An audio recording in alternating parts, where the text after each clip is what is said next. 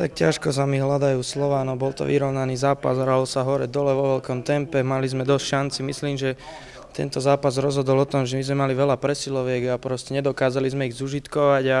myslím, že to rozhodoval. Fíni hrali dobre, myslím, že tréner Mikula ordinoval dobrú taktiku a veľmi dobre sme ho plnili, sme ich držali vždy na dostrel, vždy na jeden gól alebo na dva, potom sme to vždy znížili a hovorím, ťažko sa mi hľadajú slova, sme veľmi sklamaní, ale nič sa nedá robiť, ideme ďalej a dúfame, že uchmatneme ešte nejaký bodík a bude to dobré. Tie presilovky, keby sme dneska využili minimálne aspoň nejaké 2-3, tak mohol byť ten zápas úplne iný, ale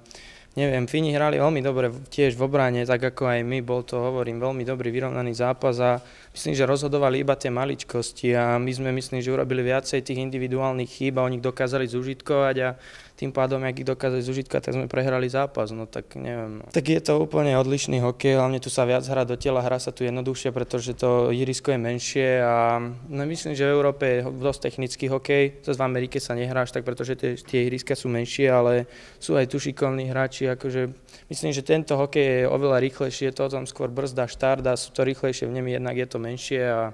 myslím, že v tomto je to rozdielne, že sa viacej hrá do tela a hrá sa viac predtým. Ja si myslím, že môžeme s každým hrať vyrovnanú partiu, len rozhodujú tie maličkosti, no bohužiaľ dneska sme ich spravili viac tých chýb my a Fíni sú šťastnejší, čiže ideme do každého zápasu na 100% a snažíme sa uchmatnúť nejaký bodík.